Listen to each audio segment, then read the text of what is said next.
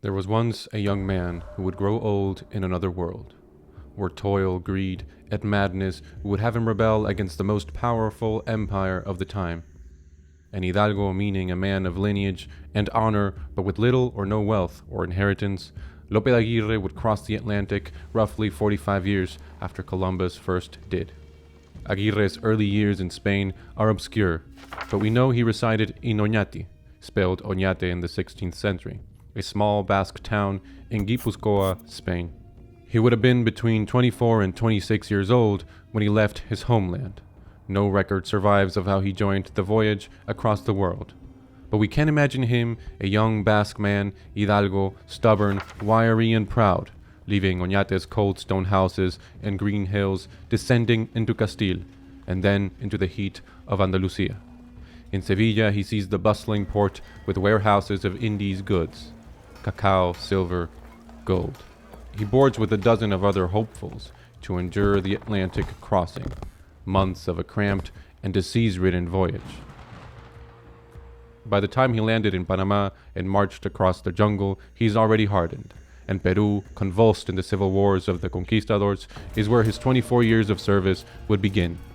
He arrived to the New World in service of King Philip II, but in his mind there would linger a larger ambition, dreams that men of his kind had been fostering since Atahualpa's ransom had sent golden tremors across Spain. Aguirre first fought as a soldier with the royalists against Gonzalo Pizarro's forces, who had betrayed King Philip II, when he proclaimed himself King of Peru.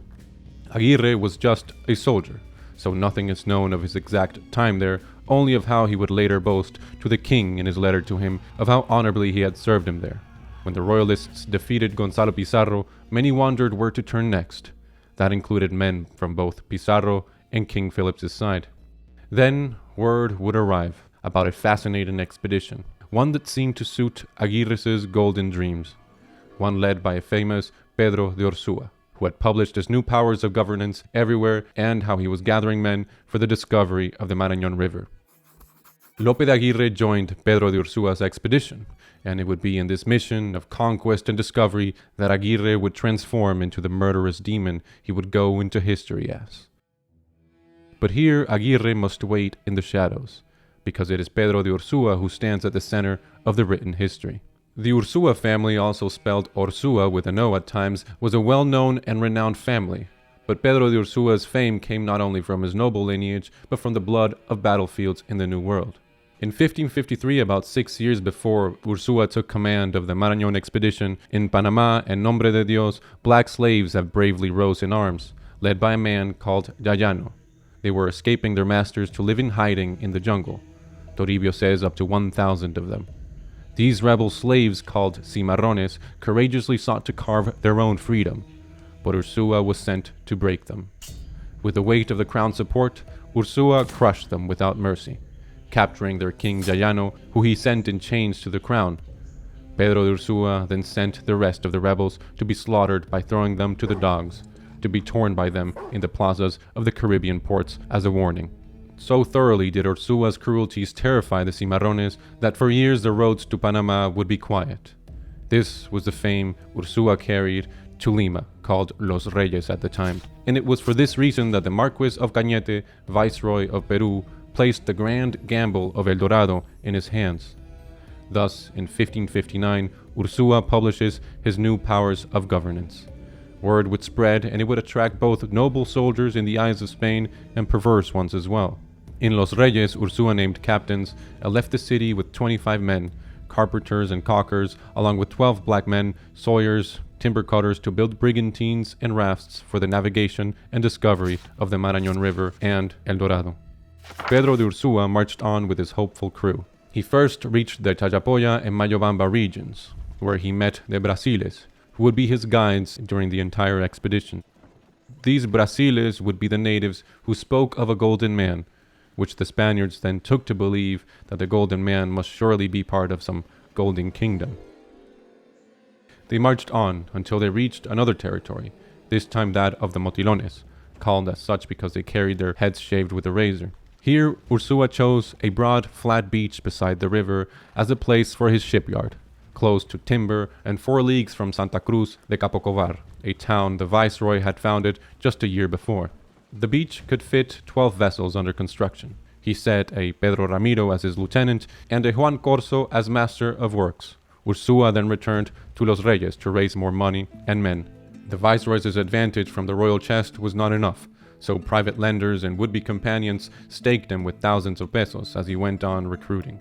In his absence, the shipyard began the process of turning trees into boats. Corso and the crew got to work on the 11 vessels, namely brigantines and what they called chatas, broad, flat freight boats that could carry 30 to 40 horses. It all seemed well. The boats were being built, and in the meantime Ursúa traveled to raise more money to acquire everything he needed for a successful expedition. But very quickly, in the unrelenting and unforgiving land of the Amazonas, things began to rot. The men working on the ships, cutting timber and shaping nature into vessels, watched the months drag on at the slow, long pace of the jungle. Rain ate at the wood. Iron rusted. Food spoiled. The longer they waited, the more bitter they became. They would not imagine that the enterprise would stall for an entire year and a half. Meanwhile, in Los Reyes, Ursúa was finding no easier ground. A new viceroy had been named, Diego de Acevedo, who was no friend of his as the previous viceroy was. If Acevedo arrived, the venture was finished. The oidores of the Audiencia, already wary of spending on account of the Pizarro Wars, stalled every petition for funds. For a time, the Marañón expedition seemed as good as dead. And then luck turned. The new appointed viceroy never set foot in Peru, because he died on the journey. Thus the Marquess of Oñate, friend of Ursúa, remained in office. And perhaps out of pride, perhaps despite the crown that was stripping him of his title, he resolved to support Ursúa all the more. Silver was released, favors were granted. With the royal chest open again, Ursúa could boast that not only was the expedition alive, it now marched with the full blessing of the viceroy. But even then debts clung to him. He was so desperate that on his way back through the Moyobamba he visited a priest and cleric, a man who he knew that through self-denial had scraped together 4,000 or 5,000 pesos. The priest welcomed the governor kindly, with food and shelter. In their conversation the priest asked him why he hadn't begun his expedition. Ursúa then admitted what held him back. He needed money still, above all for powder and lead, and other very important things. The priest agreed at first to lend it, on condition that he be made the vicar general of his armada and of all the land that were discovered.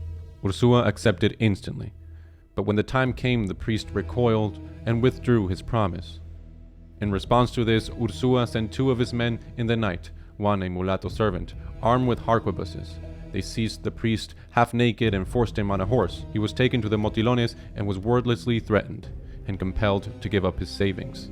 Understanding what the alternative was, the priest acquiesced and gave it up. According to Vázquez, the priest would then go on to die miserably in the expedition. And it was with this money that Pedro de Ursúa plugged the final holes in his preparations. All was finally set. When finally Pedro de Ursúa returned to the motilones, he found the fleet ready. 11 ships, brigantines and chatas. Ursúa's men, now officially Marañones, had been eagerly awaiting for their governor to set them in the water, but had been awaiting for the honor of doing so in his very presence. A year and a half of waiting had led to this moment. Everyone was eager to finally get going in the discovery of El Dorado. But when the vessels were hauled into the river, they fell to pieces, rotten and putrid. Only 2 brigantines and 3 chatas survived, battered from the start to carry the hopes of El Dorado into the flood. Morale collapsed, but Ursúa ordered the launching anyway, leaving horses and whatever else couldn't fit upon the vessels behind. Like this, they sailed the mighty river. The beginning of the journey should have been triumphant. Sails raised, the river mastered, men singing of El Dorado. Instead, the Marañón mocked them. One of the brigantines, hardly afloat, was ripped open at the side. Vázquez says, a plank se le arrancó de cuajo, torn away as if by the hand of the river itself. The hull took water in, while the men shouted and heaved, struggling to keep her from sinking. It was the first taste of what the Marañón truly was, a liquid beast, stronger than their tools and their will to bend nature, stronger than their hopes. Yet they pressed on. They patched what they could and lashed rafts together from the logs. The flotilla lurched into the current. but around every slithering curve there was no triumph, only the terror of the great Amazonas River. Their morale was left behind with their horses, but the current dragged them forward into the green inferno. Against the water, against despair, against reason, they would go on. El Dorado surely could repay all their misery, but there were no signs of it anywhere. Thus, in these conditions, treason and murder became almost inevitable. Aguirre awaits to take center stage. But first, there were others who spilled blood first. One night, Pedro Ramiro, Ursúa's captain and lieutenant, who was at the time across the river from the governor, was murdered by 4 of his own soldiers, who ordered a slave to give him garrote with a harquebus cord. The murderers sent a letter to Ursúa claiming Ramiro had plotted rebellion, and that they had killed him for loyalty's sake. But Ramiro's son had seen the crime, slipped through the jungle, and told the governor the truth. These men were the ones who actually plotted treason. Ursúa feigned gratitude towards the killers for what they had done, bided his time, and as soon as the opportunity arose, had them chained, tried, and executed. Their heads rolled in Santa Cruz. But the miasma of conspiracy lingered in the air. Many soldiers were still faithful, yes, but after all the toil and misery, many more inhaled the vapors of rebellion. It did not help that hunger became their companion. They barely filled their bellies with the fish and alligators they could find, and on the corn and cassava the natives offered them along the way. Some towns welcomed them, others attacked them, others simply fled. The jungle was stripping them of everything, and El Dorado was but an Amazonian fever by now. But some relief did come for them when they trudged into the Machifaro province, the largest settlement they had seen. Thousands of people with wealth and food, who came to them with friendship. They saw how the Machifaro kept 6,000 turtles alive in lagoons, yielding meat, eggs, and lard. Ursúa asked the natives for half the town so the Spaniards might rest in peace, while the Machifaro kept the other half with their families. The arrangement was kept for a time, but soon the perverse Spaniards broke it, sneaking into the Machifaro quarters, gorging on turtles, cakes, and maize wine. All this against Ursúa's orders. It is written that they were wasteful and greedy. They stayed 33 days here, the place where things would finally turn against the governor Pedro de Ursúa, because it was in idleness and repose that evil truly flourished. During his time there, Pedro de Ursúa became, as they said, a friend of solitude, eating alone and spending all of his time with a woman called Doña Inés, who his men had said had enchanted the governor. Ursúa became more focused on pleasing her than in doing anything for the mission of conquest and discovery.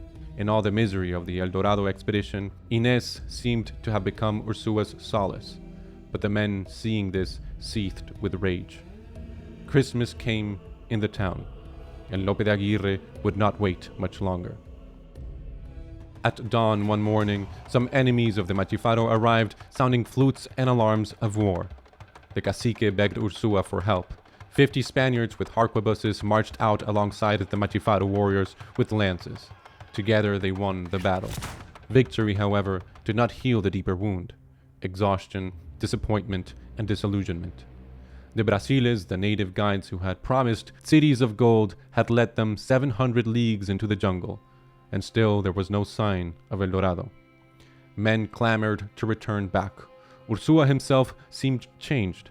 The dream was shattered, and finally patience boiled over. Don Fernando de Guzman, lieutenant general whose son Ursúa had executed, gathered 50 or 60 men to plot escape back to Peru. The Marañones listened. Enter Lope de Aguirre, who finally comes forward in Vázquez's manuscript. Aguirre, along with a Lorenzo de Salduendo, whispered a darker plan: to kill the governor and seize command completely. The mission, they argued, was already betrayed by Ursúa. Only by taking it into their own hands could they truly serve His Majesty the King rightly. For Ursúa, lost in romance and incompetence, was now doing the crown a disservice. The men agreed that if they did this, Guzman, who they held in great esteem, should be their new governor. Vázquez calls it the greatest treason the world had seen. For Guzman and Ursúa had once been as brothers. One would not eat without the other, even sharing a bed when both would have their own. But betrayal had ripened. It would be later revealed that Juan Alonso de la Bandera's slave, also called Juan, rushed into the night to warn the governor of the conspiracy. But when he found him with Inés, he could not tell him anything. So he opted to tell another black man so that he could tell his master Hernando, but either he didn't wish to say anything or he would forget.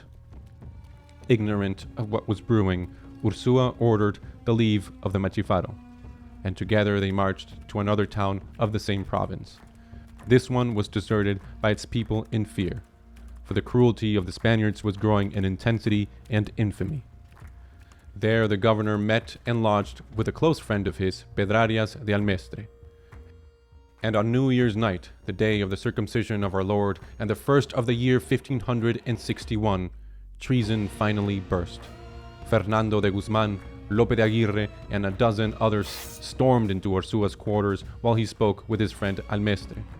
Ursúa rose from his hammock and asked, ¿Qué es esto, caballeros? ¿A tal hora por acá? What's this, gentlemen, here at such an hour? Juan Alonso de la Bandera answered, Agora lo veréis. You'll see soon enough. He drove a two-handed sword through the governor's chest.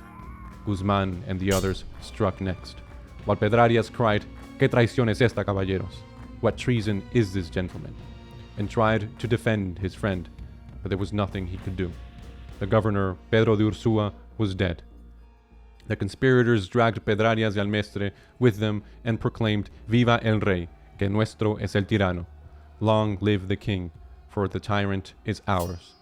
They struck down Ursúa's lieutenant, Juan de Vargas, and in the confusion convinced the entire camp that all were complicit. Pedrarias was allowed to escape into the jungle. Juan, the black slave who had tried to warn the governor, would later be discovered. He was almost killed for this, but on account of his work on the brigantines, Lope de Aguirre and the others decided not to kill him. Instead, they tied him to a pole in a plaza and condemned him to 500 lashings. That same night, they killed Pedro de Ursúa, Fernando de Guzman was acclaimed general, and Lope de Aguirre was named Fieldmeister. The wrath of God's moment had arrived.